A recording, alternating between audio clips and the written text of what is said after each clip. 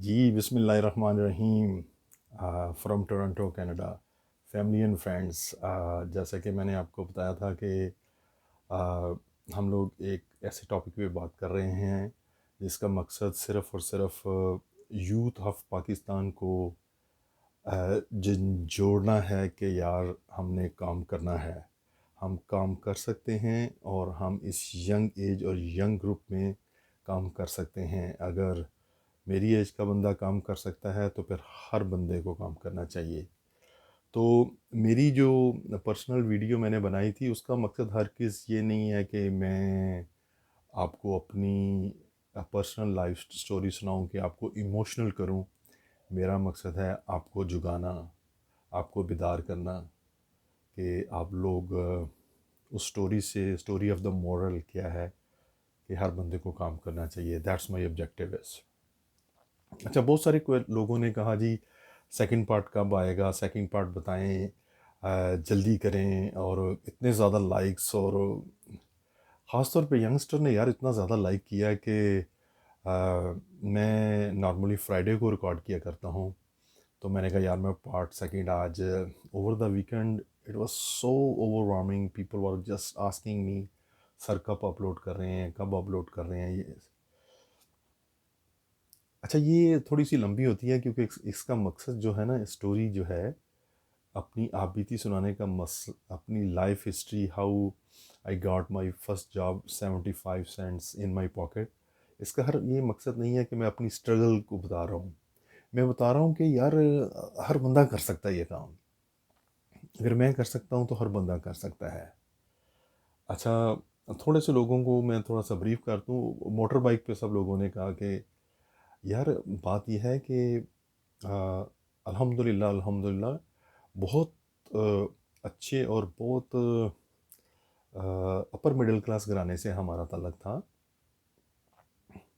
Specially हमारे पास जो पहली गाड़ी हमारे पास, हमारे चचा अमेरिका में थे, उन्होंने पीएचडी ह्यूमन न्यूट्रिशन में की हुई थी। तो उन्होंने पहली गाड़ी जो हमें भेजी वो 1970 में कोरोला जापानीज़ मॉडल उन्होंने भेजी थी। और उसके बाद जब मेरे वाले साहब असिस्टेंट डायरेक्टर अकाउंट्स थे Punjab agriculture development and supplies corporation में। तो आपको पता है जो अकाउंटिंग में इतने बड़े अहदे पे होता है, सारा डिपार्टमेंट और सारी कंपनी उस पर चल रही होती है। तो मुझे याद है कि अगर मुझे खांसी आ जाती थी ना, I was the youngest one, मैं छोटा था सबसे। तो हमारे वो उस बैंक में एक डॉक्टर होता था, होती थी, उनका नाम था राशिदा मलिक। पता नहीं मुझे लेना चाहिए कि नहीं, लेकिन वो बहुत अच्छी खातून थी इसलिए मैंने उनका नाम ले लिया। तो ऑफिस में ये डर होता था कि अगर मसूद के बच्चे की तबीयत नहीं ठीक होगी, मसूद रहमान मेरे वाला साहब का नाम था, तो सैलरीज लेट हो जाएंगी और ऑफिस में पता नहीं क्या होगा। तो वो फ़ौरन मुझे रेफ़र कर देती थी स्पेशलिस्ट के पास। तो उस वक़्त मज़दा 6 to 6 गाड़ी होती थी एक। उस वक़्त लोगों के पास साइकिल भी नहीं होती थी। तो 6 to 6 मज़दा या 808 मज़दा या टोयोटा क्राउन विक्टोरिया, ये जिन गाड़ियों के मैं नाम ले रहा हूँ ना, ये जब लोग पैदल चलते थे ना सड़कों पे, और जिनके पास साइकिल के पैसे भी नहीं होते थे, तब की बात कर रहा हूँ। बहुत सारे लोग आज की दुनिया में हमसे आगे निकल गए हुए हैं।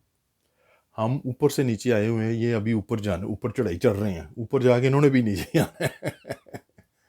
तो बहुत सारे लोगों ने मुझे कहा सर कि आपकी स्ट्रगल स्ट्रगल नहीं थी, वो एक मेहनत थी। उसका मुझे रंज है कि मैं डॉक्टर नहीं बन सका ड्यू टू लैक। लेकिन एक चीज़ मैं आपको बताऊं कि जिस तरह अल्हम्दुलिल्लाह मेरे दादा रिच थे, या मेरे चचा के पास इतनी बड़ी जॉब थी अमेरिका में, वो पेंसिल्वेनिया स्टेट यूनिवर्सिटी में डायरेक्टर थे, और 15 मिलियन या 50 मिलियन की सिग्नेचर से ग्रांट जो थी वो इशू हुआ करती थी। लेकिन ख़ानदान में पॉलिटिक्स होती है एवरी, राइट। तो उन्हें यही बताया जाता था कि आपका भाई बहुत रिच है, वो असिस्टेंट डायरेक्टर अकाउंट्स लगा हुआ है। तो खैर, coming back to our subject, तो दादा जो थे हमारे, वो गर्मियों की छुट्टियों में अमेरिका मनाने आया करते थे। या दमिश्क जाया करते थे, वहाँ मेरी एक फूफो थी सीरिया में, वहाँ जाते थे, या अमेरिका पेंसिल्वेनिया स्टेट यूनिवर्सिटी में आते। और मेरे चचा इतने ज़्यादा पढ़े लिखे थे कि एक बुक आती है who is who in America. America में अराउंड 400 मिलियन पीपल रहते हैं। कितने जी? अराउंड 400 मिलियन, तकरीबन 40 करोड़ की आबादी है उसकी। तो लेकिन उसमें एक बुक आती है हु इन अमेरिका। उसमें 50,000 वो पीपल होते हैं जिन्होंने बहुत ज़्यादा कंट्री के लिए कुछ काम किया होता है। तो उसमें मेरे चचा का नाम था। मैं वो जो पैरा हु इज़ हु जो बुक है उसमें वो पैरा लिखा हुआ है, doctor Saeed Akhtar Khokhar, son of Sharifunnisa, my grandmother, my दादी, has did his PhD in human nutrition with distinguish। तो वह पहले पाकिस्तानी थे वो जिन्होंने PhD की थी इन ह्यूमन न्यूट्रिशन में पाकिस्तान से, और स्कॉलरशिप पे गए थे वो। तो मकसद यही था कि पाकिस्तान को आगे लेके जाना है। लेकिन वो पाकिस्तान आए और 2 साल इस्लामाबाद की सड़कों पे मोटरसाइकिल चलाते रहे, एंड फाइनली वो वापस चले गए। तो वो बिल्कुल भी ऐसा नहीं है कि यार के बिल्कुल ही हम, लेकिन अच्छा वो, अब मैंने वो फार्मास्यूटिकल की जॉब कर ली, मोटरसाइकिल भी आ गई, सब कुछ आ गया, अब बहुत मज़े की ज़िंदगी गुजरनी शुरू हो गई। लेकिन एक चीज़ थी, जब मैं फील्ड में निकला तो बहुत सारे ऐसे लोग जो मेरे कॉलेज के थे या स्कूल के थे, सीनियर थे या जूनियर थे, वो भी इसी फील्ड में थे। तो मेरी कंपनी जो मैंने फर्स्ट शुरू की उसका नाम था रेमिंगटन फार्मास्यूटिकल। वो गढ़ीशॉ में एक ऑफिस है उनका था, और वो एक डॉक्टर साहब की कंपनी थी, वेरी लर्नड, PhD करके आए थे बाहर से, और उन्हें वो कंपनी बनाई हुई थी। तो वो बनाते थे उस वक्त आई ड्रॉप्स और कुछ मल्टीवाइटामन्स, इस तरह की चीज़ें बनाते थे। तो मुझे गंगाराम हॉस्पिटल असाइन किया गया। बीच में से निकल के मैं ना वो MA इंग्लिश की क्लासें भी पढ़ने जाता था। वो फ्री थी, head of department Iftikhar Ahmed Bhatt, मुझे अभी तक नाम याद आ गया, उस दिन नहीं आ रहा था। वो मुझे बहुत पसंद करते थे। उन्होंने कहा any time you just walk in, class हो रही हो नहीं हो रही हो, तुम्हारा दिल चाहे जब आ जाया करो क्लास में, MA इंग्लिश की क्लासेस में, विदाउट एनी एडमिशन। मेरा एडमिशन नहीं था, प्रॉपर स्टूडेंट नहीं था मैं। अच्छा, अब वो उस पर मैंने काम शुरू कर दिया। अब मेरी फैमिली में भी दो थे। एक तो मेरे बुज़ुर्ग हैं, अभी भी हैं, उनका नाम है गयासुद्दीन बाबा जी उर्फ बाबा जी। वो फाउंटेन हाउस में वॉलंटियर करते हैं, वो फाइज़र में थे। तो उन्होंने काफ़ी कोशिश की मेरे लिए पहले फाइज़र कंपनी में, लेकिन नहीं हो सका। तो फिर मैंने ये कंपनी ज्वाइन कर ली। लेकिन वो जो भी मिलता था वो कहता था यार तू यार केड़ी कंपनी कर ले, वो लोकल कंपनी थी। मैंने कहा यार मैंने कहीं से तो स्टार्ट करना है। एनीवेज वो जो राइटिंग थी ना, एप्लीकेशन लिख लिख के भेजने वाली बात, वो मैंने जारी रखी।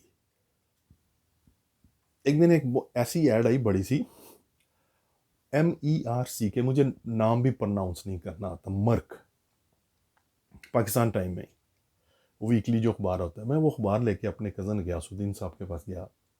मैंने कहा जी ये कंपनी है, इसमें मैं अप्लाई करूँ? कहते हाँ कर दो। अच्छा, मैं अप्लाई कर दिया तो मुझे टेलीग्राम आई। उस वक्त फ़ोन शोन नहीं थे या पता नहीं क्या था, टेलीग्राम उन्होंने मुझे भेजी कि फ़लाँ दिन को तुम इंटरव्यू के लिए आओ।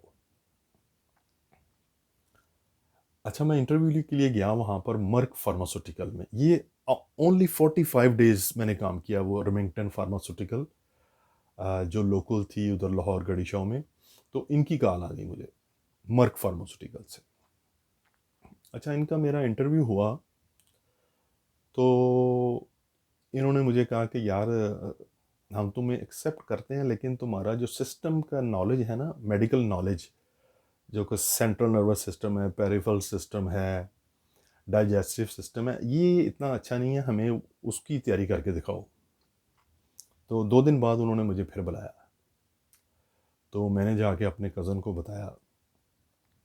तो उन्होंने कहा यार ये तो बड़ी अचीवमेंट है, तो तैयारी करो। तो मुझे याद है कि मेरा एक दोस्त अभी भी है, वो आजकल 20वें ग्रेड का ऑफिस है वापडा हॉस्पिटल का, वो इंचार्ज है। डॉक्टर रिजवान सईद, शेख रिजवान सईद। वो अभी मेडिकल स्टूडेंट था, मैं उसके घर गया, उसको उठाया, वो एक बाग में हम बैठे। उसने 2-3 घंटे मुझे सिस्टम पढ़ाया। उसने कहा यार इसका जाके तुम 40% भी बता दोगे तुम्हें जॉब मिल जाएगी। क्योंकि वो डॉक्टर था, उसको पता था कि इतनी ज़्यादा डिटेल्स तो नहीं चाहिए होती ना, वो ट्रेनिंग तो देनी होती जॉब कंपनी ने। अच्छा, cut the long story short, वो मैं ट्रेनिंग के बाद उससे लेने के बाद ट्रेनिंग में गया, इंटरव्यू हुआ। मुझे शक है कि मेरे जो कज़न है गयासुद्दीन साहब ने, उन्होंने किसी को कहा होगा, कोई जानने वाला दोस्त जो भी उस कंपनी में काम करता होगा। Cut the long story short, मुझे उस कंपनी में जॉब मिल गई। और उस सारी का क्रेडिट जाता है शेख मोहम्मद हफीज़ साहब, द ग्रेट। उन्होंने इंटरव्यू के दौरान मेरे सामने सिगरेट की डब्बी फेंकी बेच के, तो मैं कहा जी मैं तो सिगरेट पीता ही नहीं, मुझे क्या पता ये कैसे बेचना है। अच्छा खैर, उन्होंने कहा जो तुम सेल कर रहे हो अपनी प्रोडक्ट्स वो सेल करके दिखाओ। वो मैंने दिखाई तो वो कहने लगे यार अच्छा ट्रेनिंग हो जाएगी तुम्हारी, ठीक हो जाओगे तुम। कोई कमिटमेंट उन्होंने अच्छी दी। तो उस दौरान मैं मेंशन करना ज़रूर बताऊंगा, ज़फ़र तौहीद साहब थे एक। वो मुझे नहीं पता था वो ओरिजिनल मैनेजर है। वो मेरे साथ बाहर इंटरव्यू से पहले बैठ के ना कुछ बातें करते रहे, तो जब मुझे पता चला कि वो ही इज़ ओरिजिनल मैनेजर, तो टेक्निकली को आधा को इंटरव्यू उन्होंने मेरा भी ले लिया हुआ। तो उन्होंने एक बात बताई मुझे आज तक याद है। कहते हैं आमिर साहब, अगर आपके कुछ अच्छे अल्फाज कहने से किसी का काम हो जाए, उसमें देर मत किया करें। ये कह के वो चले गए। मेरा ख्याल है उन्होंने बहुत अच्छी फीडबैक दी अंदर जाके। मुझे नहीं पता था हफीज़ साहब नए नए प्रमोट होकर लाहौर आए हैं, तो वो भी बड़ी स्मोकिंग आम होती थी, बड़ी स्माइलें स्माइलें दे रहे हैं। Is a very smart guy. मेरे मेरे आइडियल हैं वो, is my fatherly figure, Sheikh Mohammad Hafeez साहब। पिछले दिनों टोरंटो आए हुए थे कनाडा हमारे पास, तो बड़ा अच्छा लगा, बड़ा अच्छा टाइम गुजरा।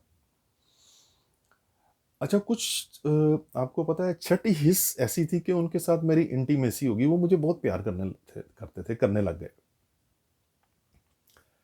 अच्छा, यहाँ पर एक चीज़ मैं बहुत ज़रूरी बता रहा हूँ। अब वो मेरे पास जो विश थी ना कि मैंने डॉक्टर बनना है या वो बनना है, एक बर्निंग डिज़ायर थी मेरे अंदर कुछ करने की।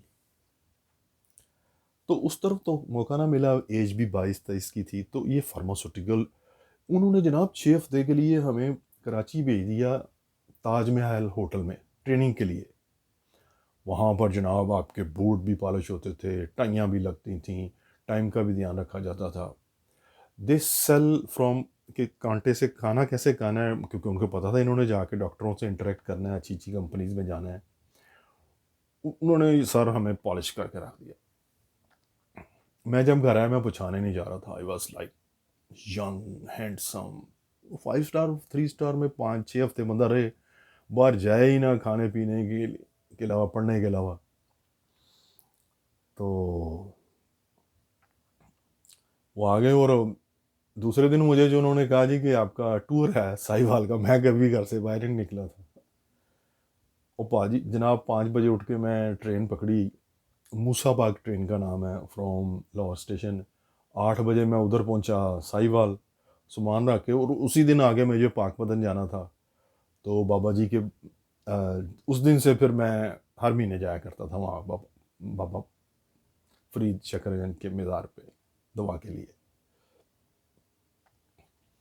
अच्छा, वो बर्निंग डिज़ायर की जो बात थी ना, कि वो एनर्जी भी थी, विलिंग टू वर्क भी था, बर्निंग डिज़ायर भी थी, एज भी था।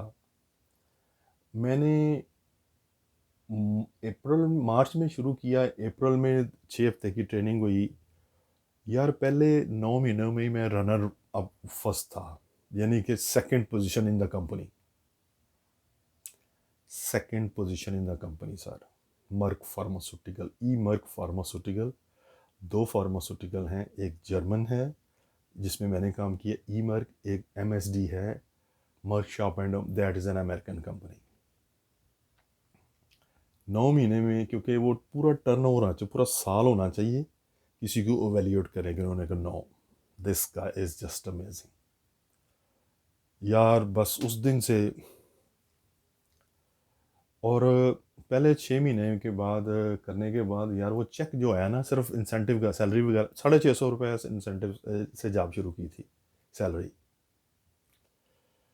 वो चेक आया जनाब 10,500 रुपये का।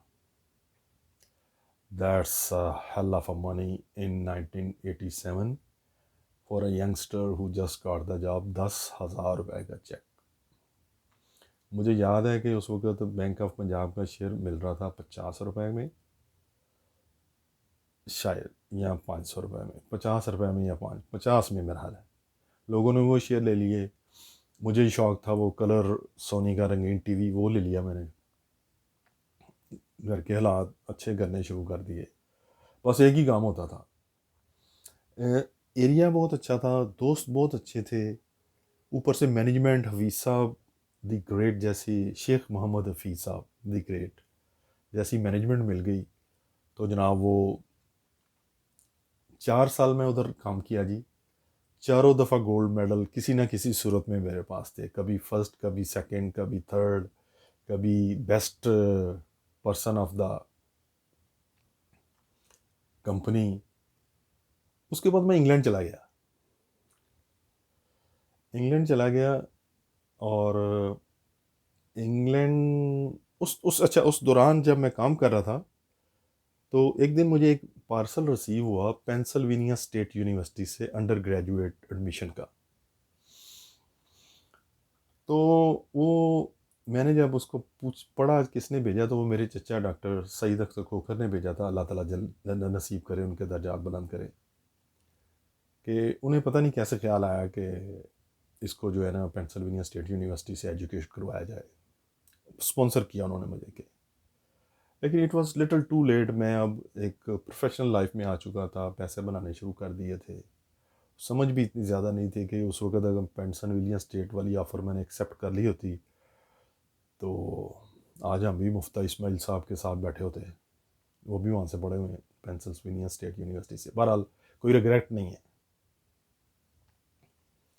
अच्छा, वो मैं इंग्लैंड चला गया। वो इंग्लैंड जाके मैंने कोशिश की सेटल होने की, लेकिन मैं नहीं हो सका। तो अच्छा, इस पूरे सिनेरियो में ना मैं 4 बंदों के नाम, 5 के नाम लूँगा, क्योंकि ये बड़ा अनफेयर होगा कि उनके बगैर मेरी स्टोरी कंप्लीट हो जाए।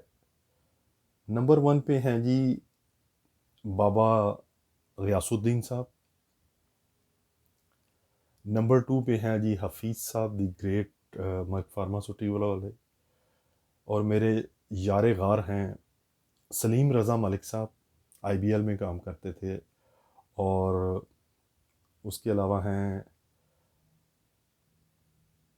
इजाज़ मलिक साहब, वो काम करते थे उसमें, एस एजाजुद्दीन में।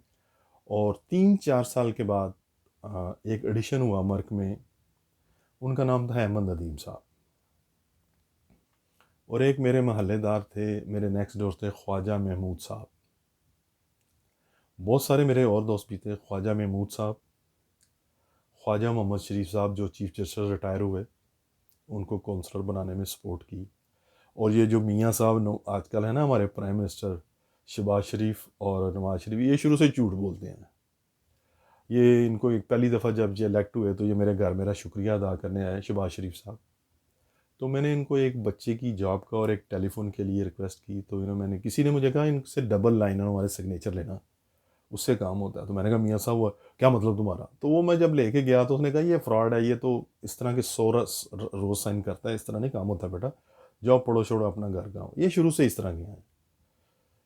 तो इनके हाथ में फिर भाग दौड़ दे दिया। I have nothing to do with that यार, मेरा उनसे कोई तल्लक नहीं है इनसे।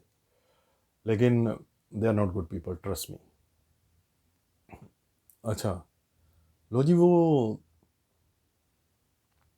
ये जो मैंने 5, और एक ख्वाजा अकरम साहब हैं जो ख्वाजा शरीफ के छोटे भाई थे। ये मेरे यारेगार थे। तो इंग्लैंड से जब मैंने 5 महीने मुझे गुजरे ना, तो मुझे वो समझ नहीं आए कंट्री, क्योंकि मैं विज़िट वीज़े पे था।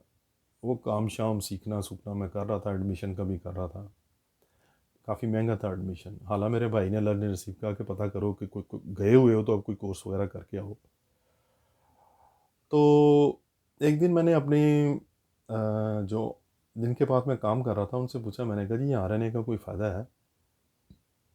कहते हैं तुम जो काम करते हो यहाँ पर उसका सिर्फ रेंट देते हो, रोटी खाते हो, बचत तो कुछ नहीं होती ना। मैंने कहा जी नहीं। कहते फिर घर रोटी मिलती है? मैं कहा जी रहने की जगह आई है। तो कहते जाओ। अगले दिन भी मैंने टिकट कटा ली, लेकिन आने से पहले मैंने अहमद नदीम साहब को फ़ोन किया। तो उन्होंने कहा यार हफीज़ साहब कहते ने जितों छड़ी है ना मर्क उतों आके ज्वाइन कर लै। इतना प्यार करते हैं और मेहनत मेहनत मेहनत, ये यानी दोस्तियाँ नहीं चलती। मेहनत मेहनत आपको याद रखती है। यूथ ऑफ दी पाकिस्तान, यार मेहनत करो, हार्ड वर्क करो, कुछ भी करो यार। 650 से मैंने स्टार्ट की थी। आप लोग कहते हैं जी लाख से ही होनी स्टार्ट, लाख से नहीं कभी स्टार्ट होनी नौकरी। हो जाए अल्लाह करे। तो मैं आया हफीज़ साहब से मिलने गया, उन्होंने कहा वो 1-2 महीने का गैप था बीच में कि तो फिर मैंने वहाँ पर शुरू कर दी थी। तो इसको मैं यहाँ पर सम अप करता हूँ। अगला फिर आपको बताऊँगा अगली नेक्स्ट एपिसोड में कि यार मैं इतना काम करता था कि 2 वीक मुझे वहाँ साहिवाल में रहना पड़ता था। वो होटल था, मच्छर पानी, एक कमरे में 3-3 रह रहे हैं जी, पेट ख़राब हो रहा है। मेंटी घर से ही हम फ्लैजिल खा के निकलते थे कि यार उस होटल में या उस सिटी में पानी का प्रॉब्लम है। लेकिन जब लोग रात को ड्रामे पहन के देखा करते थे ना, हम वहाँ गलियों में घुमा करते थे, डॉक्टरों के पास बैठा करते थे। रात को 11-11 12-12 बज जाते थे डॉक्टरों के पास बैठे हुए कि वो हमारी मेडिसिन लिखें, तो हमारा इंसेंटिव और हमारी कंपनी बहुत आगे जाएगी। तो जिस वक्त मेरी एज ग्रुप के लोग उस वक्त रात को ड्रामे देख रहे होते थे, तो मैं उस वक्त अंधेरी गलियों में साहिवाल की या लाहौर की सड़कों में वो मोटरसाइकिल पे बैग लगाए हुए मैं अपने लिए और अपनी फैमिली के लिए काम करता था। यूथ ऑफ दी वर्ल्ड आप सबको भी करना पड़ेगा। नहीं करना तो चॉइस आपकी है। एक बहुत खूबसूरत बात कह के मैं आज का टॉपिक ख़त्म करता हूँ। नीचे गिरना एक हादसा है। आपने देखा है कभी वो चिड़िया का बच्चा जो अभी पहली दफ़ा उड़ने के लिए निकलता है तो वो नीचे गिर जाता है? वो एक इंसिडेंट था, वो एक हादसा था। लेकिन नीचे रहना एक मर्जी है। अगर वो नीचे ही रहता है, उसको कोई पकड़ लेता है, कीड़ा मकोड़ा खा जाता है, वो फुर करके फिर उड़ जाता है। Try to understand this. नीचे गिरना एक हादसा है, नीचे रहना एक मर्जी है। मतलब ये है कि अगर आपके साथ कोई मिसहैप हो गया है, आप डी ट्रैक हो गए हैं, तो इसका मकसद ये नहीं है कि ये एंड ऑफ द वर्ल्ड है। हर नई सुबह एक नई ज़िंदगी लेके आती है। Youth of the world, love you all. Please stay safe, stay blessed. यार मेरी वीडियोस को ना 1 मिलियन व्यूज़ अगर नहीं ना आप देते तो मेरी ज़िंदगी का मकसद पूरा नहीं होगा। मैं चाहता हूँ जो कि 1-2 मिलियन पीपल हैं ना पाकिस्तान के, जो 18 से 36 साल के दरमियान है, ये उनके सब के पास ये वीडियो पहुँच जाए, ताकि अगर उनमें से कोई 150 बंदे भी इस वीडियो को देख के आगे निकल जाते हैं, रास्ते पे आ जाते हैं, कमाना शुरू कर देते हैं इस पाक महीने की बरकत से, और उस ज़िक्र के बगैर नबी पाक सल्लल्लाहु अलैहि वसल्लम का जो उन्हें फरमाया सहाबी से कि क्या तुम वो अल्लाह ताला का बताया हुआ ज़िक्र भूल गए जिसकी वजह से तमाम मखलूक को रिज़्क़ अता किया जाता है? सुबहान अल्लाह व बिहम्दिही, सुबहान अल्लाह अज़ीम व बिहम्दिही अस्तगफिरुल्लाह। Love you all. O Canada, my home and native land, we stand on guard for you. Bye for now from Toronto, Canada.